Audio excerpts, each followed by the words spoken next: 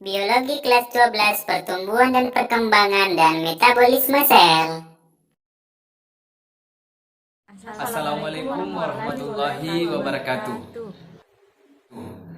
Perkenalkan, kami dari Pendidikan Biologi C kelompok 1 yang beranggotakan 3 orang. Saya sendiri atas nama Fajrin sebagai penganalisis pertama. Saya Wahyuni sebagai penganalisis kedua. Saya Naura Nazifa R. Hidayat sebagai penganalisis ketiga. Baik, dari kelompok kami akan menganalisis buku biologi kelas 3 SMA. Adapun materi yang kami analisis terdiri dari 2 materi.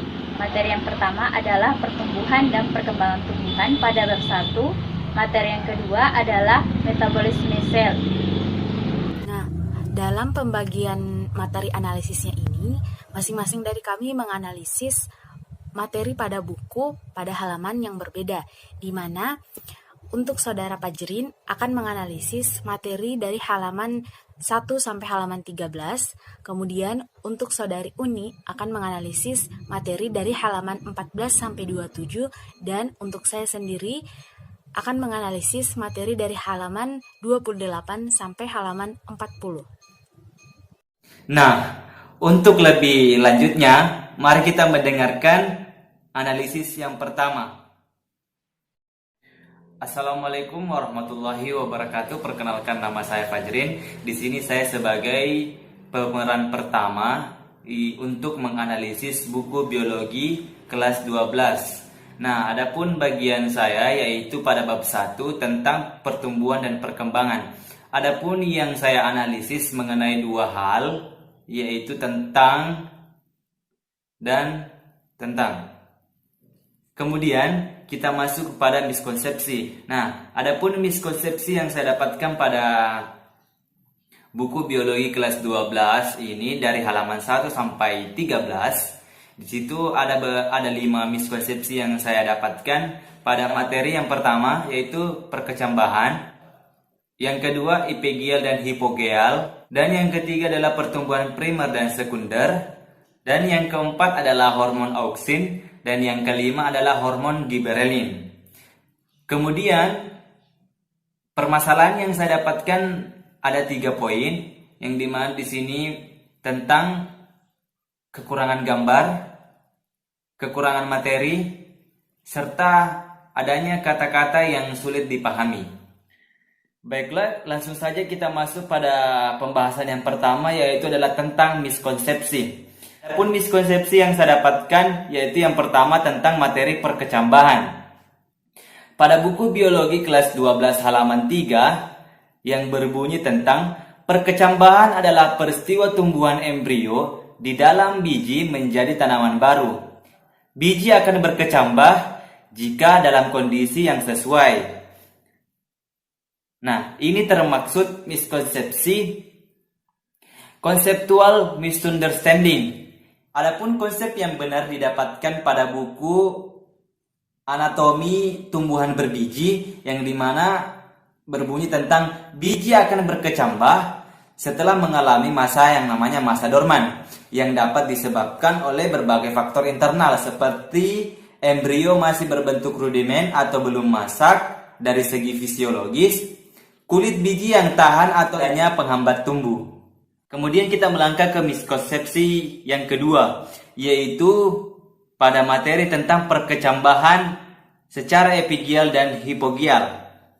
Nah, pada buku biologi halaman 3 yang berbunyi tentang epigeal kotiledon terdapat di permukaan tanah karena terdorong oleh pertumbuhan hipokotil yang memanjang ke atas. Sedangkan hipogeal kotiledon tetap berada di bawah tanah, sedangkan plumula keluar dari permukaan tanah.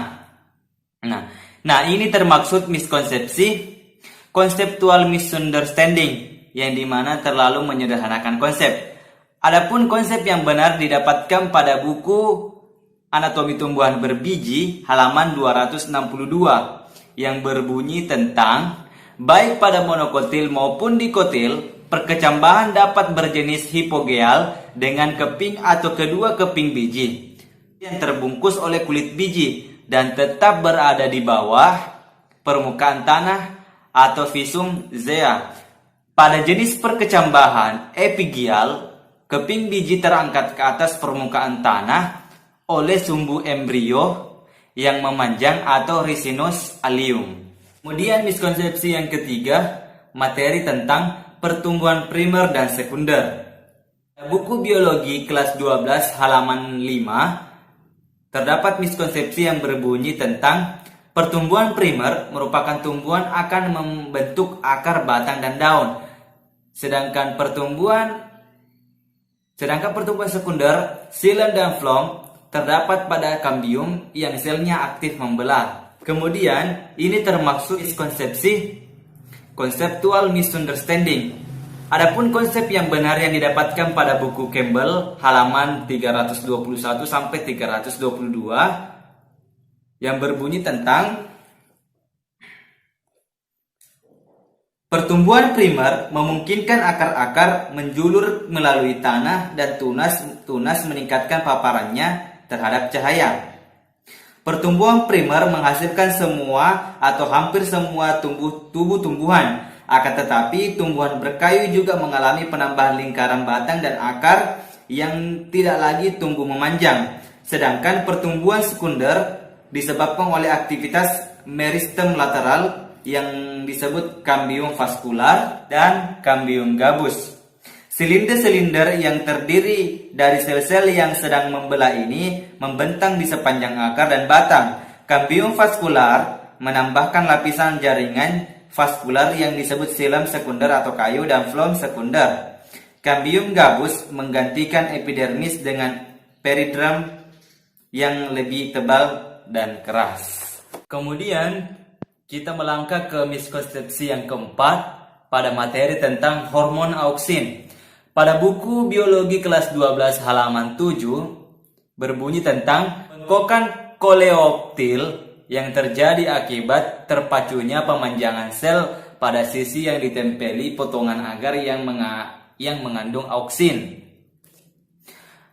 Ini termaksud miskonsepsi conceptual misunderstanding yang dimana terlalu menyederhanakan konsep. Adapun konsep yang benar yang didapatkan pada buku fisiologi tumbuhan halaman 37 yang berbunyi tentang suatu senyawa yang belum dapat dicirikan mungkin menyebabkan pembengkokan koleoptil ke arah cahaya. Fenomena pembengkokan ini yang disebut yang namanya fototropisme. Senyawa yang ditemukan oleh Wen didapati cukup banyak di ujung koleoptil, menunjukkan upaya Wen untuk menjelaskan hal tersebut. Hal penting yang ingin diperlihatkan ialah bahwa bahan tersebut dapat berdistribusi dari ujung koleoptil menuju potongan kecil agar. Aktivitas auksin dilacak melalui pembengkokan koleoptil yang terjadi akibat terpacunya pemanjangan pada sisi yang ditempeli potongan agar. Kemudian kita melangkah ke miskonsepsi yang kelima, yaitu pada materi tentang hormon giberelin, yang dimana pada buku biologi kelas 12 halaman 8 yang berbunyi tentang giberelin disintesis di hampir semua bagian tanaman seperti biji, daun muda, dan akar. Ini termaksud miskonsepsi conceptual misunderstanding yang terlalu menyederhanakan konsep. Adapun konsep yang benar yang didapatkan pada buku fisiologi tumbuhan halaman 51 yang berbunyi tentang tanaman tersebut sering tak mampu menopang dirinya sendiri dan akhirnya mati akibat kelemahan ini dan kerusakan oleh parasit. Penyakit tersebut disebabkan oleh cendawan atau fase aseksualnya atau fase tak sempurna adalah Fusarium moniliforme. Pada tahun 1926 beberapa ahli potologi tumbuhan mendapatkan bahwa ekstrak cendawan tersebut yang disemprotkan ke tanaman padi menimbulkan gejala yang sama dengan cendawan itu sendiri. Itulah miskonsepsi yang saya dapatkan. Kemudian kita melangkah ke permasalahan pada buku biologi kelas 12 dari halaman 1 sampai 13 yang saya dapatkan. Baiklah, kita melangkah yang pertama. Baiklah, permasalahan yang pertama di sini mengenai tentang gambar. Nah, pada buku biologi kelas 12 ini dari halaman 1 sampai 13 ini terdapat yang namanya praktikum yang dilaksanakan tentang pengaruh cahaya terhadap perkecambahan. Nah, pada ini sangat perlu dicantumkan yang namanya gambarnya agar anak-anak tersebut dapat mudah memahami proses pengerjaan atau proses praktikum yang akan dilakukan. Kemudian pada gambar hormon auksin dan giberelin, di sini tidak dicantumkan gambarnya. Padahal kita ketahui bahwa hormon auksin dan giberelin ini mempunyai terdapat beberapa bagian. Nah, ini harus dicantumkan juga gambarnya agar mudah dipahami. Kemudian kelengkapan materinya pun sangat masih kurang. Ada satu poin yang saya dapatkan, yaitu tentang yang namanya auksin sebagai herbisida, yang dimana pada buku biologi tersebut tidak mencantumkan materi tentang auksin sebagai herbisida. Kemudian kita melangkah ke kata-kata yang sulit dipahami. Ada beberapa contoh yang dimana seperti kata trofisme, kemudian yang kedua fotomorfogenesis, dan yang ketiga adalah klorosis. Inilah yang dapat saya sampaikan, kemudian akan dilanjutkan oleh Saudari Wahyuni sebagai bagian yang kedua. Baiklah, saya akhiri. Assalamualaikum warahmatullahi wabarakatuh. Baik, hasil analisis saya pada buku biologi kelas 3 pada halaman 14-27. Saya menemukan 3 miskonsepsi.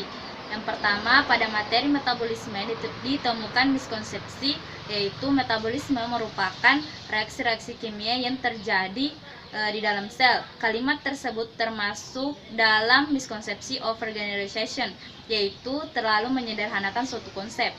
Jadi, penjelasan yang seharusnya diberikan yaitu metabolisme merupakan reaksi-reaksi kimia yang memungkinkan adanya kehidupan, yang dimana reaksi tersebut berlangsung secara terus-menerus di dalam sel. Buku Dasar-Dasar Fisiologi Tumbuhan halaman 91. Dan yang kedua, pada submateri metabolisme terdapat miskonsepsi, yaitu anabolisme adalah proses sintesis senyawa atau komponen dalam sel hidup. Kalimat tersebut termasuk dalam miskonsepsi misidentification, yaitu kesalahan dalam mengidentifikasi suatu konsep. Jadi, penjelasan yang seharusnya diberikan yaitu anabolisme adalah proses pembentukan senyawa dari yang besar menjadi molekul-molekul yang lebih kecil. Buku Dasar-Dasar Fisiologi Tumbuhan halaman 91.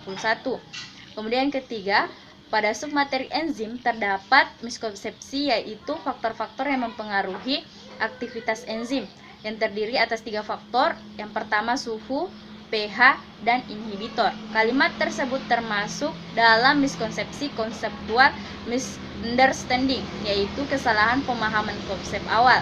Jadi, penjelasan yang seharusnya diberikan yaitu faktor-faktor yang mempengaruhi aktivitas enzim, yaitu konsentrasi enzim, konsentrasi substrat, suhu, pH, dan inhibitor. Buku Dasar-Dasar Biokimia halaman 158. Selain itu, adapun kekurangan yang terdapat dalam buku biologi kelas 3, yaitu terdapat kata atau istilah yang sulit dipahami, serta tidak terdapat rangkuman di setiap akhir materi. Kemudian adapun kelebihan dari buku tersebut, banyak terdapat latihan-latihan praktek yang dapat meningkatkan pemahaman. Kemudian kedua, terdapat gambar-gambar yang berwarna sehingga menarik perhatian peserta didik. Kemudian ketiga, terdapat banyak soal-soal atau latihan-latihan di akhir materi. Baik, pada kesempatan kali ini saya akan menjelaskan mengenai hasil analisis saya pada buku biologi SMA kelas 3, tepatnya pada materi metabolisme sel di halaman 28 sampai halaman 40.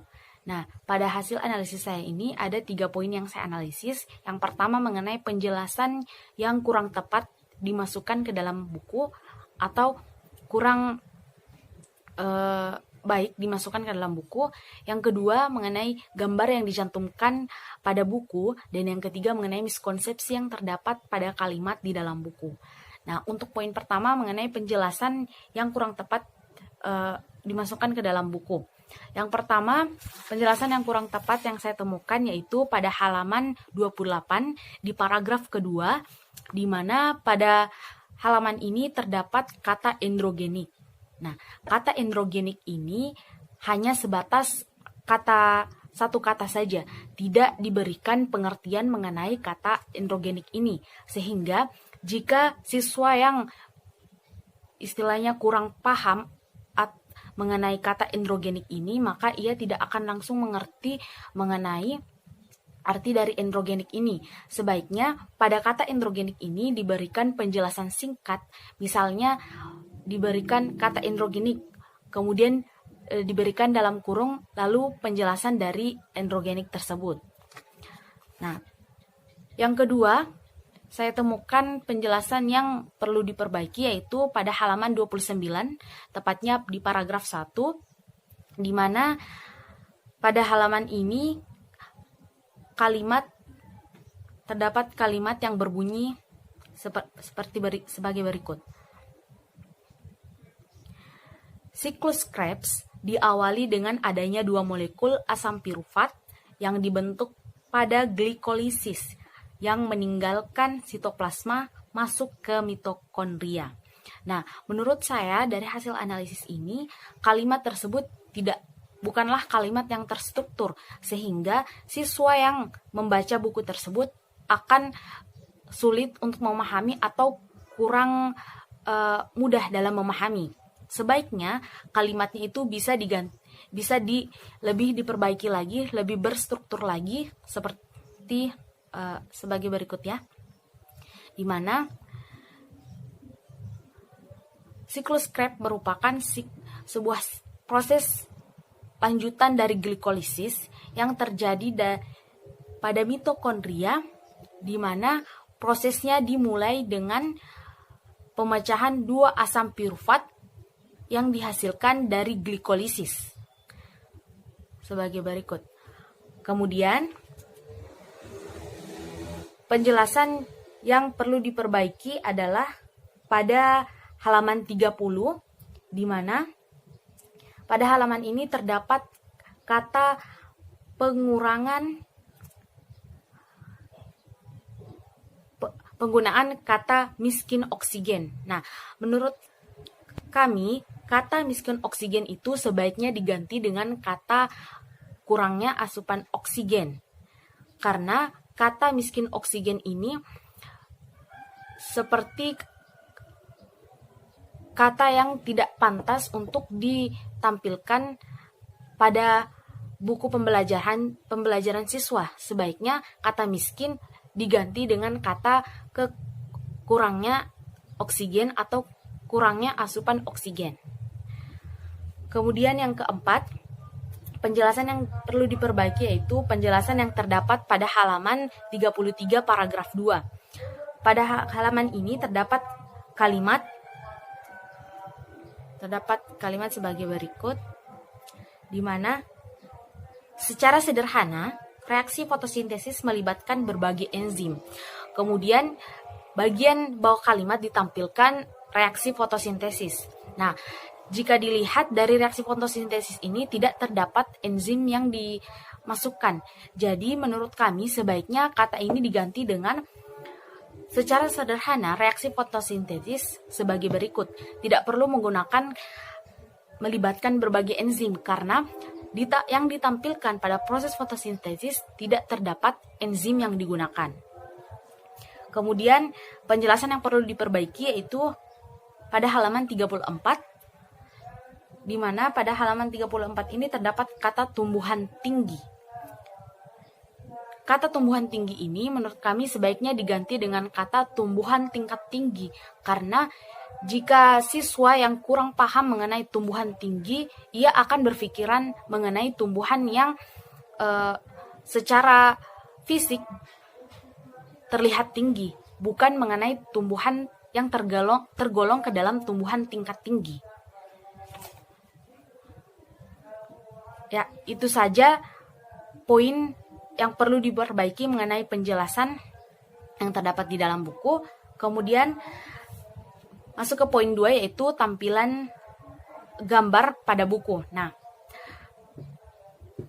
pada tampilan gambar di buku yang perlu diperbaiki yaitu pada halaman 28, di mana pada halaman 28 ini terdapat gambar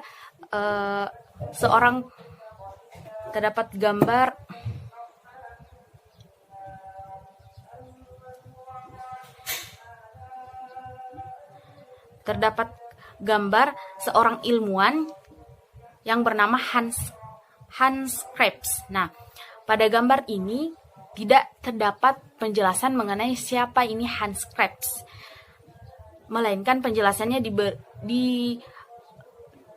ditempatkan pada kalimat yang berada di samping gambar tersebut yang menyatu dengan penjelasan mengenai materi.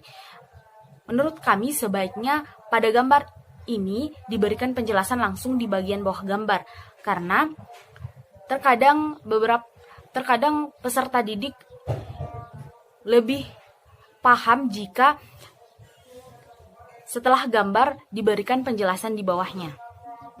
Seperti itu. Kemudian gambar yang perlu diperbaiki itu masih pada halaman 28, yaitu gambar siklus Krebs, di mana pada gambar siklus Krebs ini tanda panahnya hanya berwarnakan warna merah. Sebaiknya diberikan variasi warna tidak hanya berwarna merah saja, di mana panah-panah itu memiliki maksud yang berbeda.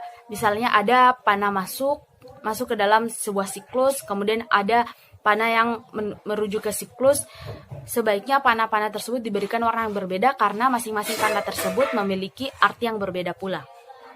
Kemudian gambar yang perlu diperbaiki yang ketiga yaitu gambar yang terdapat pada halaman 29,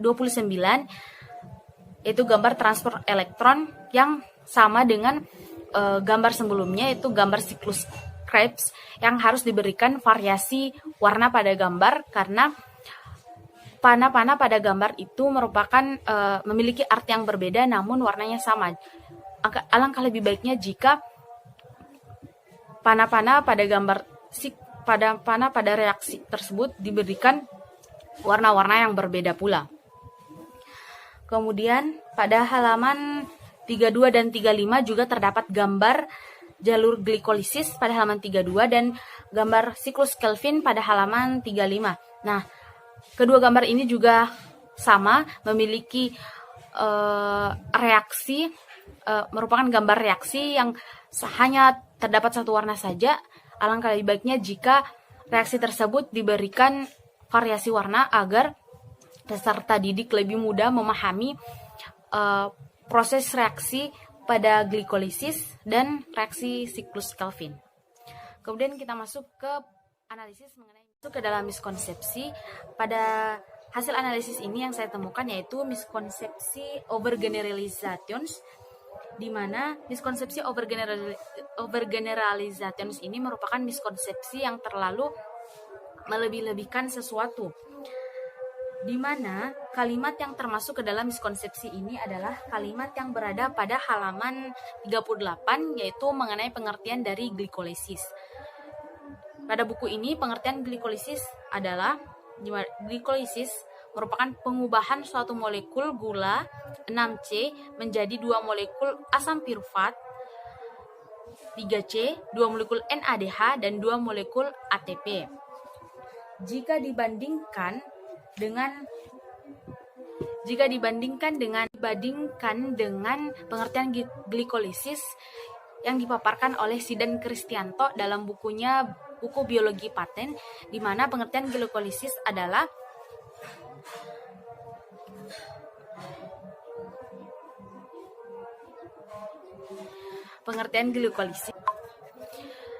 Glikolisis adalah proses reaksi pengubahan senyawa glukosa menjadi 2 molekul asam pirufat. Nah, dari kedua penjelasan tersebut sangatlah berbeda, di mana pada buku biologi SMA itu penjelasannya lebih-lebihkan, di mana pada buku tersebut sudah dijelaskan glikolisis langsung dengan hasil dari proses glikolisis tersebut. Sedangkan pengertian glikolisis menurut Sidan Kristianto dalam bukunya, pengertian dari glikolisis sangatlah sederhana, yaitu Glikolisis adalah proses reaksi pengubahan senyawa glukosa menjadi 2 molekul asam pirufat. Nah, mungkin itu saja dari saya. Sekian dan terima kasih. Baik, itulah tadi hasil analisis dari kelompok kami mengenai materi pertumbuhan dan perkembangan dan materi metabolisme sel, buku biologi kelas 12 SMA. Assalamualaikum warahmatullahi wabarakatuh.